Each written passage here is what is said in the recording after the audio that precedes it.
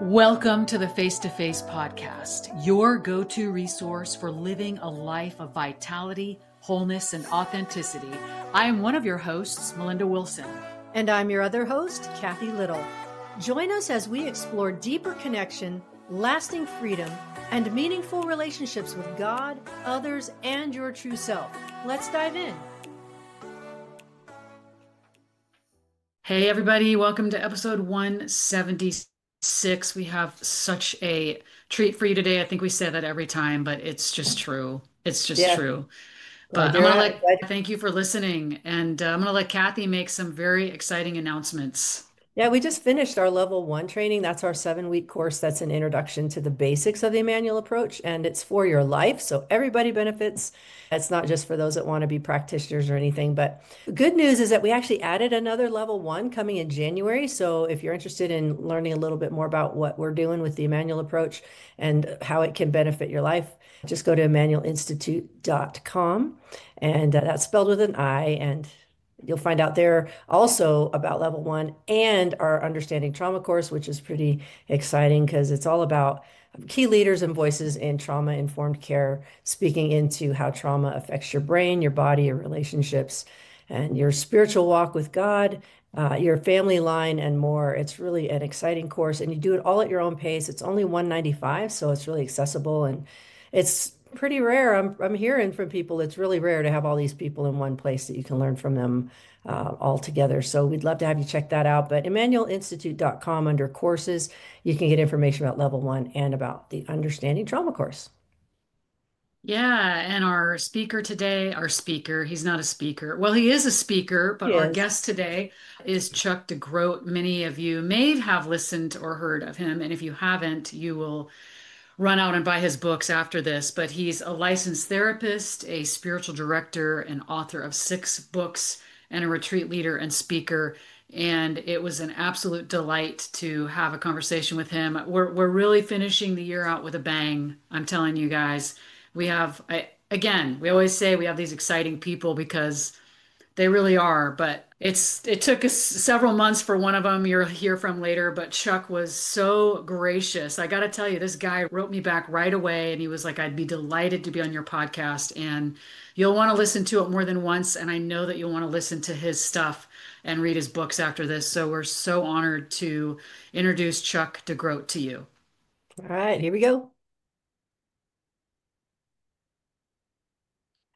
Just want to thank you, Chuck, for your time and for being willing to come along and be a guest on the podcast. You know, we're having lots of conversations with lots of people who approach this healing thing from different angles. And our goal is to help people get access, awaken to what is available, because it doesn't have to be, we don't have to stay stuck where we've always been. And I know you're doing a lot of really important work in that area. So thank you for that investment. And we would love to have you introduce yourself to our audience, just kind of give a little bit of background and what makes you tick.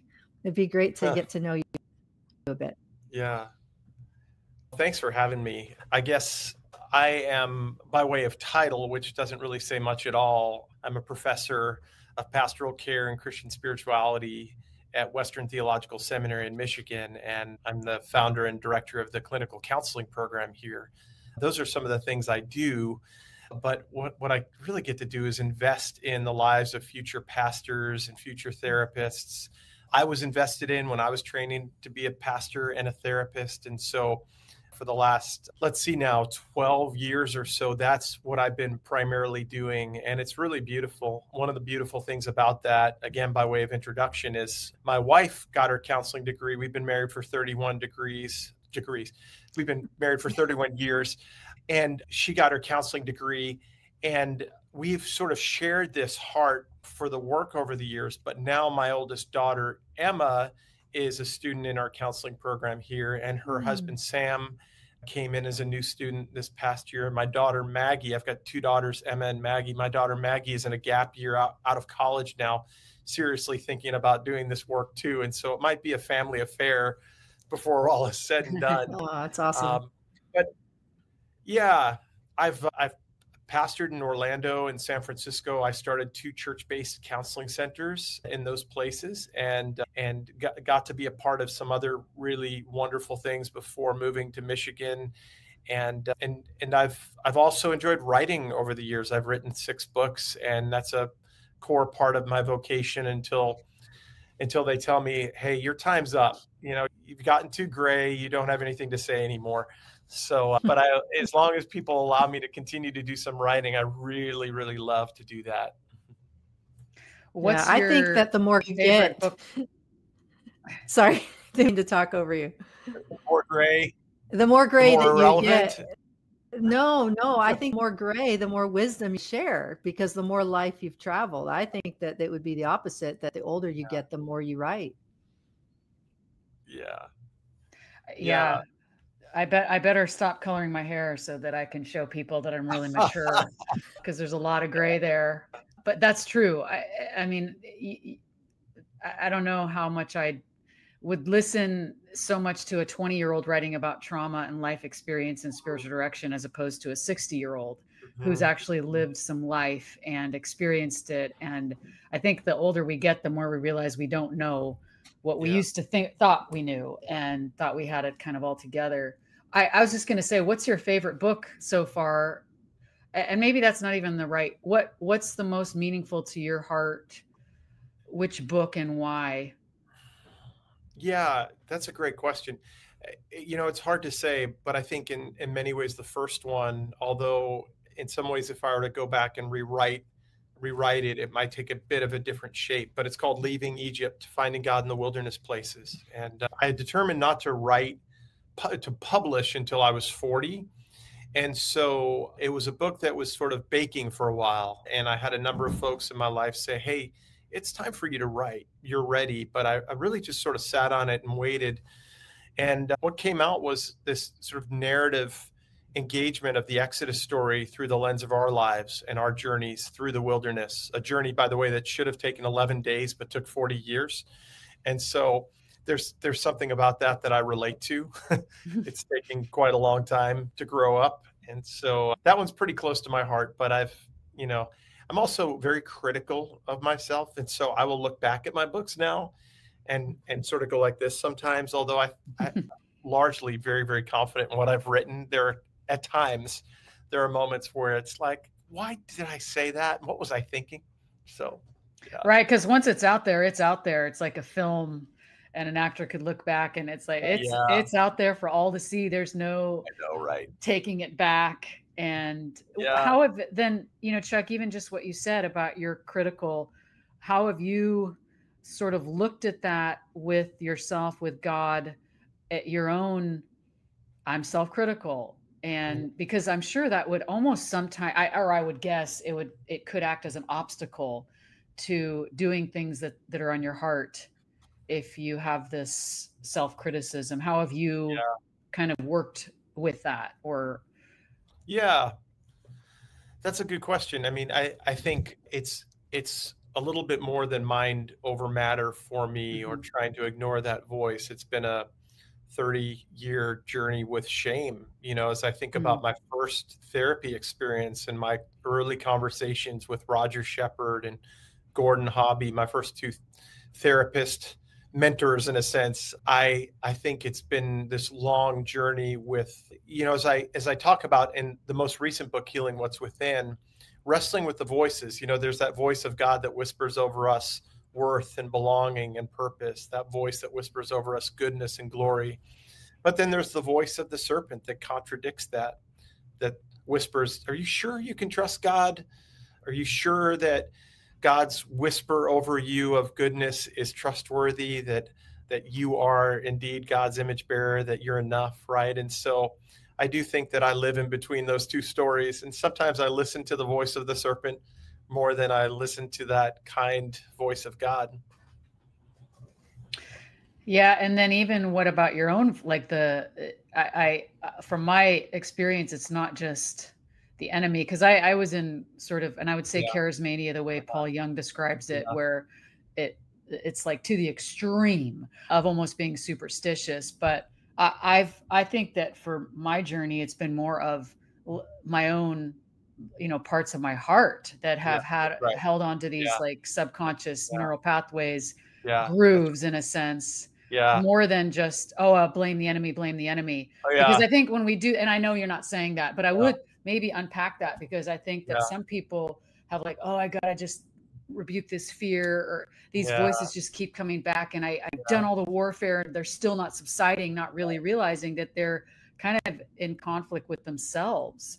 And so how have you walked yourself through that, and others with it's the heart, parts of our heart? Yeah, that's right. Yeah. It's, we've got to engage our stories, right? And I think those kind questions that God asks in Genesis chapter 3, like, where are you and who told you? That second question is an especially important question, because it's asking, what's the story?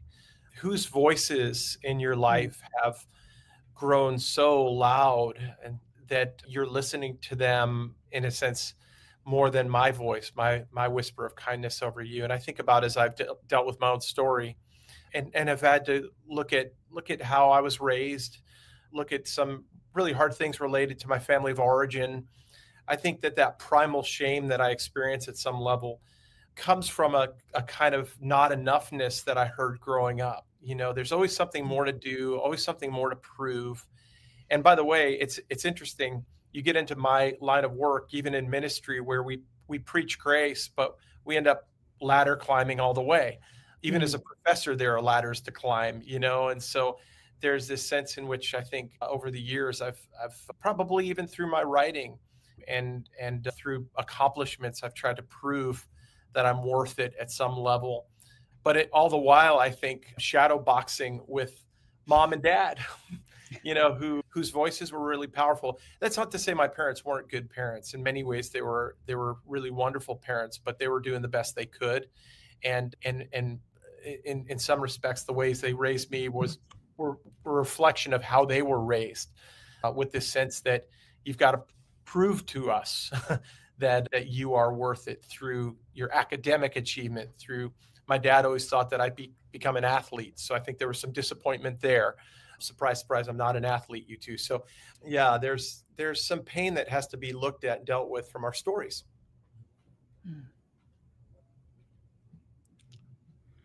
Yeah, I could detach ourselves from our history, can we? It is so true, because wounded people, right? And so if we have been wounded, we tend to carry that on. If we don't invite healing into that space, that we don't carry on and reproduce what has been spoken into us. What is it? We keep carrying on what isn't healed. And that's why inner healing is so important. And I know that's what you're writing about, even in your most recent book, Healing. It's like, how can we forward without that? Yeah, it's one of the important things that I think came up during the writing of the book, of course, but over the last 15 years or so of doing this work was something that I wasn't taught back when I trained to be a therapist and trained to be a pastor. What we've learned about trauma is that trauma is not what happens to you, but what happens within. And that's a very important distinction. You might have been harmed, abused, neglected, right? That's what happened to you. But the trauma is sort of the living wound within. And there's a sense in which you have to turn within. You've got to turn toward that trauma, and you've got to address it. You've got to address the pain in a particular kind of way, right? You've got to name how it shows up in your emotions, in your body, and in your thoughts, in your relationships, and in your behaviors. And that's really challenging to do. I mean, I think for a good number of years, I even chose to live pretty comfortably numb and disconnected from that, because it's tough to turn to our shame, to our pain, to our sadness, our disappointment, our anger. But you're right, Kathy. I mean, I think those disowned parts show up in our relationships, right? Like what we disowned shows up in our projections of others, right? It shows up in the way that anger seeps out the side in our relationship with a spouse or a roommate. And so that's the invitation to look within and do the work. Right. And that's I think, an invitation to look within, although I feel it seems like we're a culture of, I'm going to blame someone else for, that's right. And that's the projection piece, is I feel this inside, and I'm going to immediately project it onto other people. Yeah. And I just, as we were sharing before, we are really training up leaders. But I wonder, I think that, and we've seen this over the last couple of years, these leaders, their fall, and it's like, what? But I wonder, many leaders are spiritually mature, emotionally mature, relationally mature by appearances, but deep within, there's all this turmoil or woundedness or healing that has not happened yet. And how can, first of all, what are the dangers? I mean, I could name them, but I want to hear it from you. What are the dangers of this kind of disconnect where, and I think too, what are the dangers of the disconnect? And then how can we, and I say this for ourselves, recognize when we're actually kind of deceiving ourselves. We are so used to projecting this image, and we're convinced that we're okay or healed, and we believe it. And it's not necessarily purposely deceiving people, but maybe we're deceived ourselves. So I guess, how can we recognize any disconnect that's happening, first of all? And then what do we do then in response to that? Yeah, that's a big question. And, I think disconnection and self-protection in some ways are two sides of the same coin. And they're both ways that we avoid and we evade this larger conversation with our own lives and our own hearts and our own stories. What's interesting about leaders is that when I was first trained in the mid-1990s as a pastor and a therapist, by and large, what we saw with many pastors was that they were not interested at all in these kinds of things. They weren't interested in conversations of the heart. A few were, right? But at least in the circles that I ran in, any talk of vulnerability, any kind of chatter like this, they were just largely uninterested. And that began to change maybe 10 or 15 years ago. I think there were some popular books written. I think Pete Scazzero had something to do with this in his Emotionally Healthy Spirituality and other writings like that even by pastors, which gave permission to leaders, ministry leaders, nonprofit leaders, pastors, organizational leaders. Like, this is okay. We can have this conversation. And maybe it's okay and appropriate for you to begin to engage your own work. But I think now there's been a shift. And one of the things that I see often these days is a kind of vulnerability, FAUX, a kind of performative vulnerability. Now I've read a few books and I've learned some psychological language, and I might even be able to talk about trauma or shame or addiction, but it's not in a way that's living and growing within me. It's largely performative, and it's a way of maybe engaging people through my preaching, or it's a way of maybe even keeping people at bay who are asking questions about my emotional health. But what we're seeing more and more are leaders falling who actually have some of the language of trauma, of shame, of pain, of addiction, and who have gone to therapy, but who are remaining self-protected and disconnected. And that's a real challenge nowadays that I'm seeing. With that challenge, how do you help people wake up to that? I love if you have language, and because I guess the person would have to even start with humility of going, hey, what are my blind spots? But what do you do if you see people like that and you care about them? They're kind of blinded to their own, as you say, faux vulnerability. One thing I learned a long time ago is you can't go in through the front door with a battering ram. You have to honor the defenses, in a sense. You have to honor their strategies of self-protection and even disconnection that have worked for them for a while. In a sense, you even have to honor that performative way of showing up, even the vulnerability. And at least from my vantage point, wonder, why is that working for you? Why have you gone down that road? I mean, I think each of us, if we're going to continue to sort of talk about honoring how our stories live in the present, how they impact us today, I think each of us is living out a particular story. And when I work with men in particular, who you both know probably that I've written some narcissism in the church. When I work with narcissistic leaders in particular, that didn't happen overnight, right? That was learned a long, long time ago as a strategy for surviving a dog-eat-dog world. And so I don't go in through the front door because they will end up in fight mode. Defenses up, porcupine out, the spine's out, and self-protected, versus honoring how they're showing up, honoring what I'm seeing, and getting curious with them. This is why I love that God begins in Genesis chapter 3 with the question, where are you? There's an invitation to vulnerability, and vulnerability is terrifying. And so the question, I think, is, how do I create the conditions for a vulnerable conversation? How do I create the safety, the nervous system safety for a vulnerable conversation? Because the connection is impossible when we're in what I call sympathetic storm. When we're in fight mode, connection is impossible. So what I'm doing in my relationships, in my counseling, and my spiritual direction work, is creating the conditions of safety to whatever extent I can, right? I obviously can't control the nervous system of another person. But if I show up in a regulated and attuned way, there's a chance that that person's defenses may lower just a little bit, and we might be able to engage a vulnerable conversation.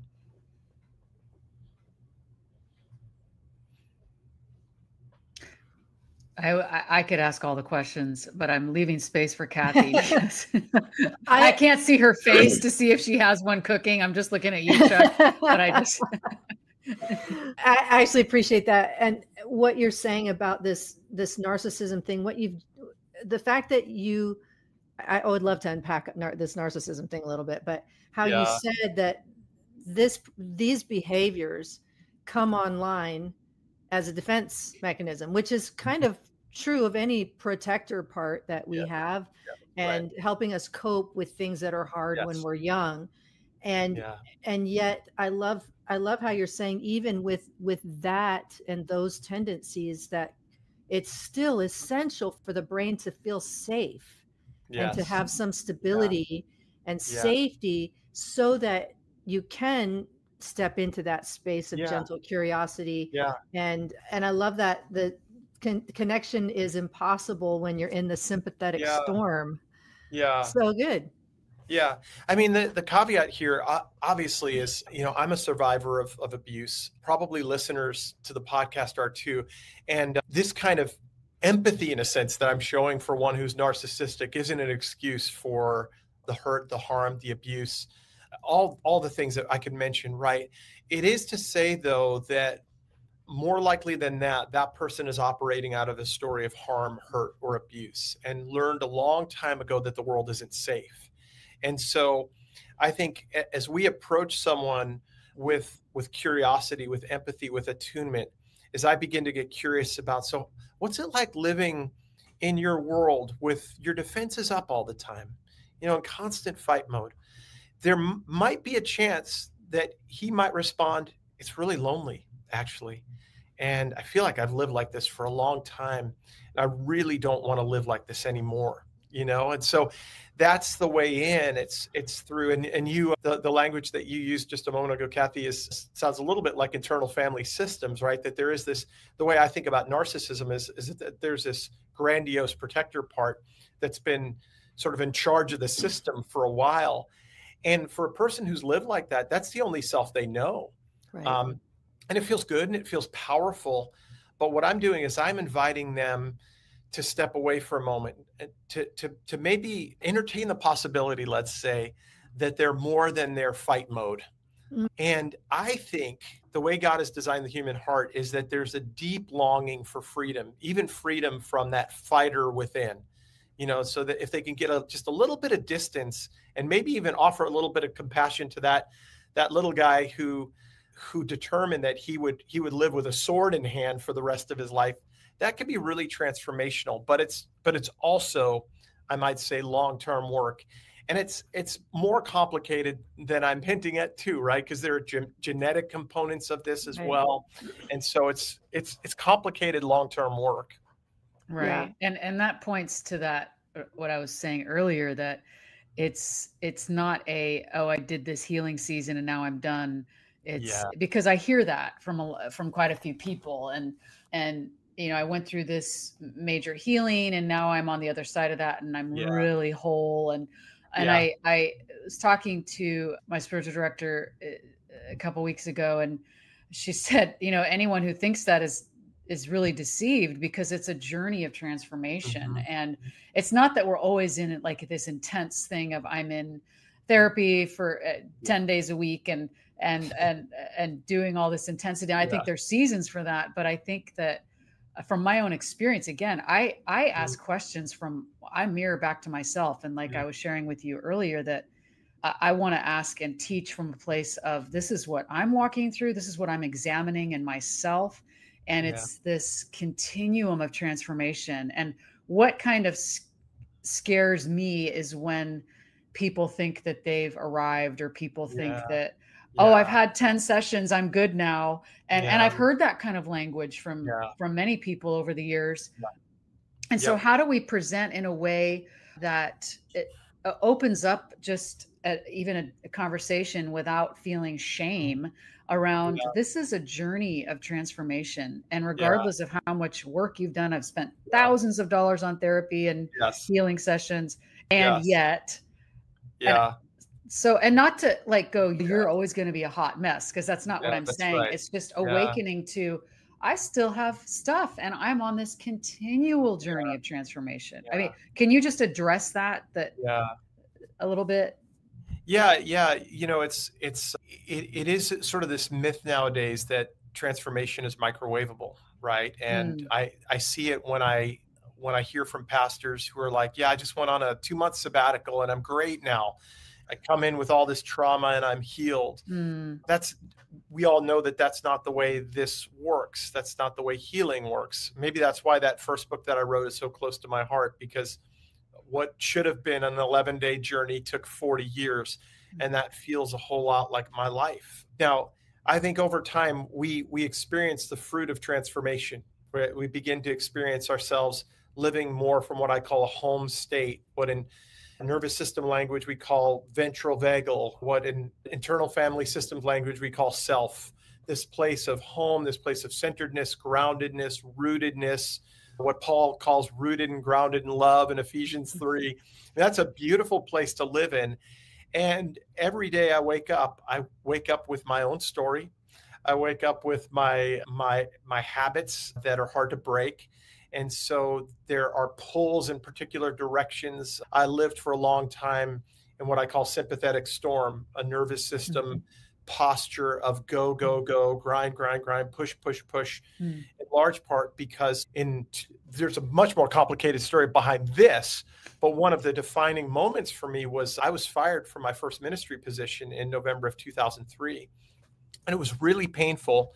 And no one was really there to act as a compassionate witness in that moment. And I put my head down and I thought, I will never be vulnerable again, because this is what it cost me. I was living with an open, tender, vulnerable heart in ministry. I was in I think a really good place in that season. And my heart got smacked, shut down, right? So my heart went into this my body went into this kind of sympathetic storm of go, go, go, grind, grind, grind, put your head down. Don't ever let them see you vulnerable. Don't ever let them see you sweat. And in a sense, my body's still recovering from that. And so one of the things I just got done writing a book on character formation. One of the reasons I wrote about character formation is because sometimes when we talk about health, we talk about it as if it can be tweaked a little bit. But when we talk about character formation, the architecture of character is shaped over the course of years and decades, not days and weeks. And so I'd rather shift our conversation to what does it take for Chuck's character to be shaped in a way that he becomes more loving and gentle and kind and faithful, and to name a few of the fruits of the Spirit. Yeah, because fruit doesn't grow overnight. I was just looking at my lemon tree that I have outside and feeling concerned that there's only one little lemon. And I was like, oh, it should be producing more fruit by now so that in January I can pick them. And I was thinking, it's a many months process. And it's not just months. It takes years literally for the tree to even start bearing fruit, and let alone the seasonal aspect of that. fruition of the fruit, if you will. And how do we stay, or how, maybe just share from your own story, Chuck, and how have you stayed patient with yourself, gracious with yourself? That's the work. Talk about the work. Yeah. Well, it's interesting. Even with fruit nowadays, one of the things I learned writing this last book was there are fast and artificial forms of ripening fruit nowadays, believe it or not. Of course there are, right? Of course, come on. Yeah.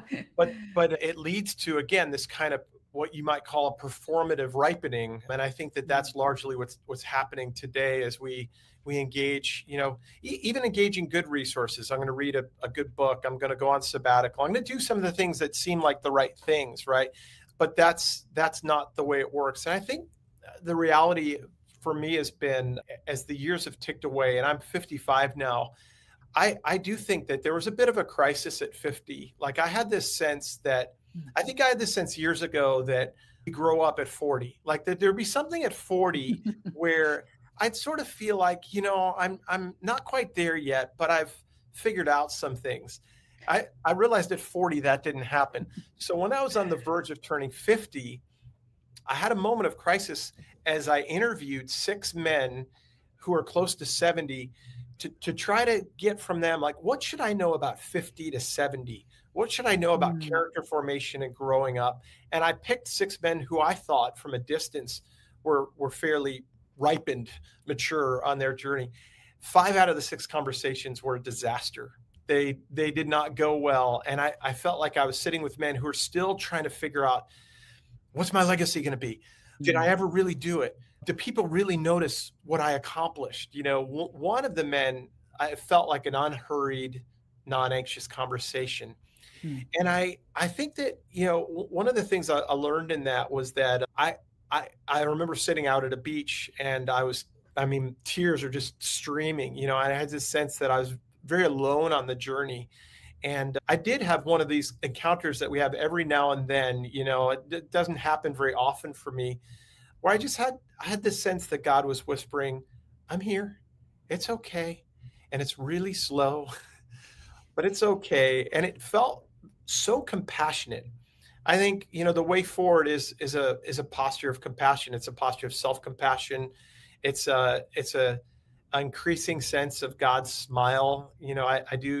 I've been shaped a lot by the more contemplative Christian tradition and this deep sense that God dwells within us. And I think, that's shaped to some extent some of the work that you all have done in your own way. But I go to this place within where I imagine the smile of Jesus, and that there's that deep sense of, as Daniel Siegel says, of feeling safe, seen, soothed, and secure in that moment. That deep sense that it's okay, it's slow, you're not there yet, not even at 55 now, probably not at 60, likely not at 65, but it's okay. So it largely feels more okay than it did to be at times, let's just call it unfinished. We were on vacation recently with my family in mid-August. We went back out to San Francisco for a week. When you go on vacation with your family, that's one of those moments where, like on a podcast, I can try to speak articulately, but when you're with your family, they see all the stuff, right? And it was one of those moments where, again, it's like my anxiety's still there. I'm still snappy. I'm still disappointed in certain ways that my family shows up to the world and all the things, all the resentments, all the judginess, all the anxiety, it's still there. So as you probably know, there's a chapter in my book that's called Say Hello. So like, hello anger, hello judgment, hello bitterness, they're all still in there. I think that's so important to learn how to have compassion on those parts, because the tendency is to push it away, ignore it. I don't like it. I don't want it here. I just want to keep it at bay. Yeah. And in some religious circles, I want to rebuke it and cast it out because it's horrible. Yes. And that's something that we're really careful to make sure our students know is that we're going to see those manifestations as maybe they're wounded child parts that need some love, and teaching them how to ask and pay attention to what's going on inside and to befriend that part. Even, I do this training on parts. We have two training modules on parts work for manual prayer ministers in training, to know how to attune with and to be curious with and to invite and welcome. And even just that very piece of welcoming that part rather than condemning or shunning or pushing away softens it, because they're so used to being rebuked and hated, and they're like, we're really trying hard to protect you, and we're really holding on to some pain, and yet we're used to just wanting to dismiss that. And when you start recognizing, hey, this part of me is holding something, it's got information that would be helpful to me, and it's an invitation to receive healing and attunement with Jesus in that. It's certainly a different lens than I was taught. And I think it's way more helpful in the healing journey to have compassion on what it is you're feeling rather than rejecting it or rebuking it. Yeah. I love you use the word befriending, and I love that word. You know, I think there are good things that we learn that get in the way of this, though. I began practicing contemplative prayer back in the late 1990s. One of the things I realized with contemplative prayer was that as good as it was to find my way to silence and solitude and to a kind of, let's just say, a holy detachment, to use language from the old Christian tradition, you know, from my attachments, the things that I was clinging to, that the next step that I needed to take that IFS helps with, or, you know, postures of befriending parts of us helps with, is that move toward compassion, toward befriending that part, toward a kind hello. What's going on this morning? I remember sitting one morning during vacation. I was awake earlier than everyone else and feeling a little bit like a part of me was kind of gearing up for the day. And I'm clenching my fists right now to kind of show you physically how my posture was. I put my hand on my chest in a sort of soothing, I was just rubbing my chest in a sort of soothing fashion. And I said, hey, buddy, what's going on right now? Why are you beginning the day gripping the steering wheel the way you're doing? What are you afraid of? Wow. You know, and so that it's that kind posture that invites us to keep doing the work of growth, that allows us to stay connected when, you know, the available options are, again, self-protection and disconnection. Right. And even Rick, I'm doing IFS regularly as a recipient of it. And so I'm very familiar with all of the terminology, and also recognizing when that language of becoming blended with a part so much that you think it's yourself. And I think that really is back to the question about when people are leaders or whoever feel like, oh, this is really me. And they're so blended with a wounded part that they think that that's actually their true self. And it may present really well and really professionally or have it together, and yet they're actually blended so much with this part. And so then it's recognizing, oh, wait a minute, that's not necessarily my true self. And then getting to that place of vulnerability with God, going, who am I? This isn't totally, but like you said earlier, the vulnerability piece is very scary. It's scary to be vulnerable, even within ourselves. If our parts of our heart haven't experienced safety within ourselves because I haven't turned toward those places with love and compassion, then we're going to keep up that fight posture or freeze or flee or fawn or any of the trauma. There's probably more F's now. They keep coming up with new ones, but I mean, they're valid. It's like, that makes sense. And so it's, I would love to hear maybe, Chuck, some of your practices that you engage in. And I'm actually just started doing Ignatian, the 19th annotation Ignatian exercises. So some of your language is like, he must have done some either Ignatian or spiritual direction or formation language. But so what are some of your practices that help you even discover, like you talk about the shadow side of this, and I've heard that terminology for a long time, but how do you engage with your own self in that kind and loving way that helps you continue to grow and heal? Yeah. Just to simplify it, it begins with that kind greeting that we talked about just a moment ago. You know, it begins with a kind hello. In a sense, it begins with noticing that that's come up, and I don't often do a good job of noticing because I'm busy and I'm distracted and I'm disconnected. And so maybe we need to realize that about ourselves too, and put our phone down, turn off the TV. For me, turn off a podcast in the car or a book that I'm listening to, and just listen and notice, oh, there's something stirring right now. There's a part that needs a little bit of attention. So it begins there. It doesn't end there, but it begins there. I think we bring a little kindness. We experience God's kindness in the midst of that.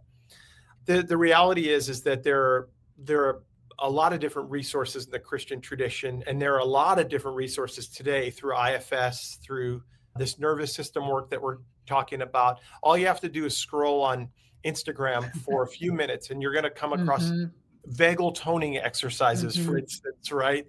There are all kinds of different resources nowadays, and it's a little tricky to sort through them all. But for me, kind of a litmus test is what leads you to vulnerability, what leads you to reconnection.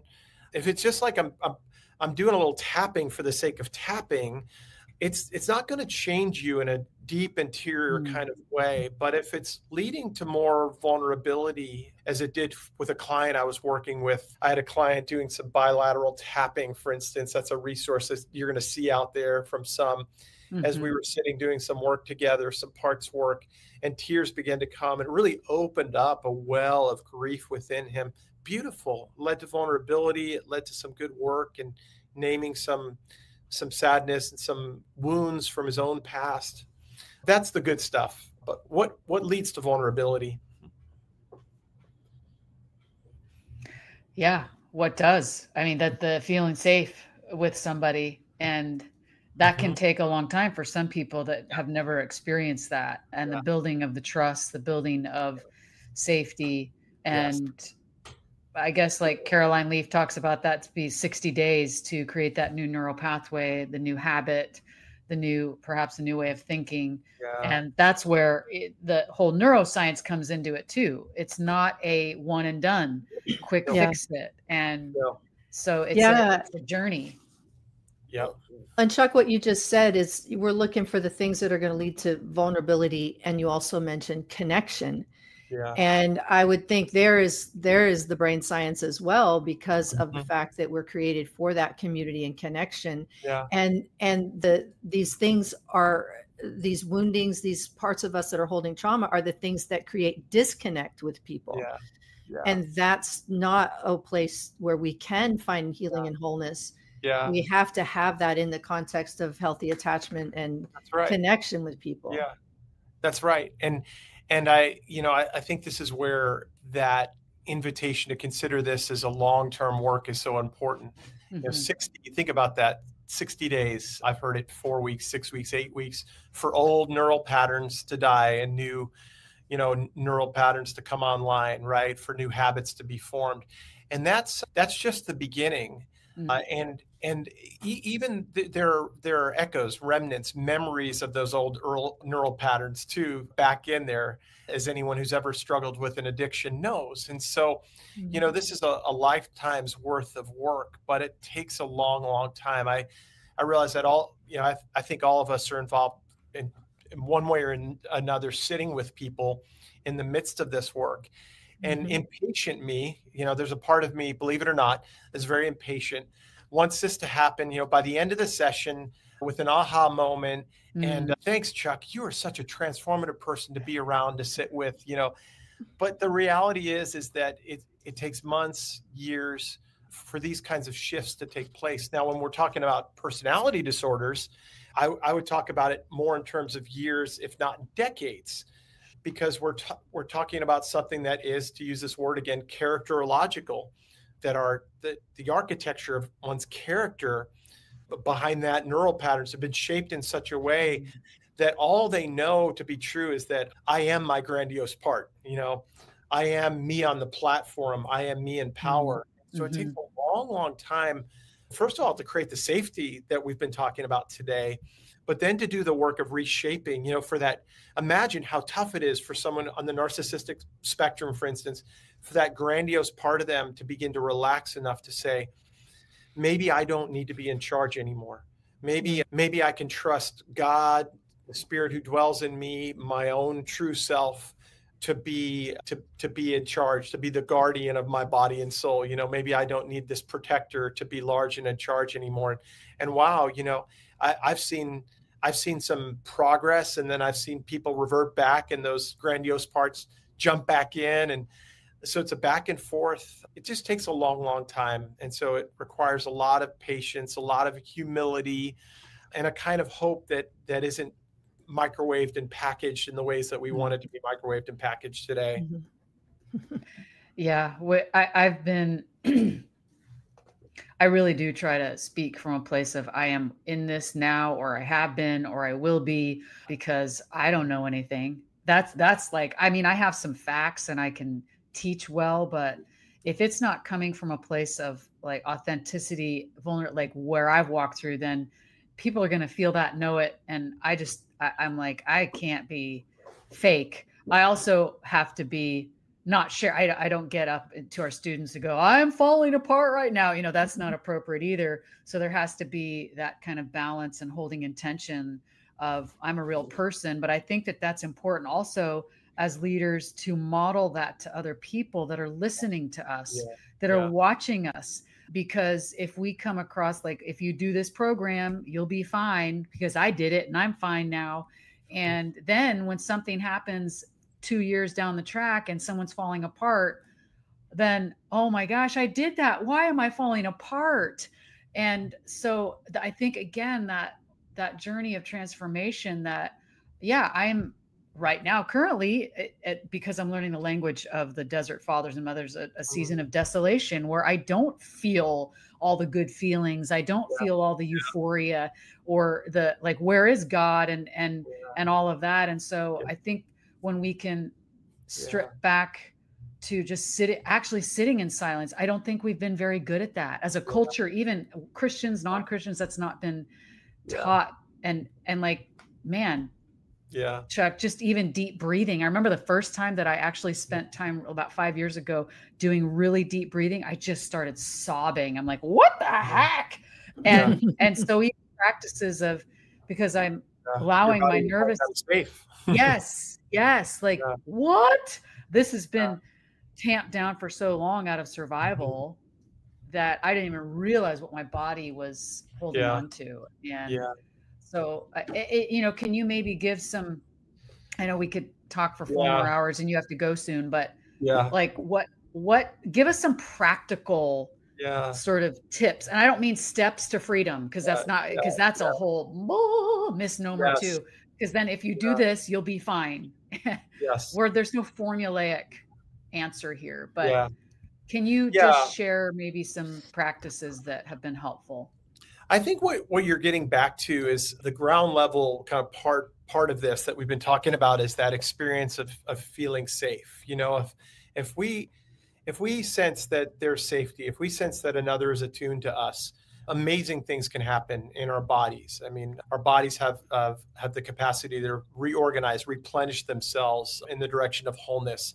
And so that's a really beautiful thing. I've got several sort of embodied postures that I use when I talk about these things. When I talk about safety, I put left hand on my chest, right hand on my abdomen, and I engage in some breathing practices. Sometimes that's 4 seconds in, holding for 7 seconds, out for 8 seconds, which communicates to your body it's safe. Because when you're breathing in that way, obviously you're not breathing in that way in the midst of a car accident, right? When you don't feel safe, when you feel under threat. And so it's communicating to your body that you're safe. And so that's an embodied posture of safety.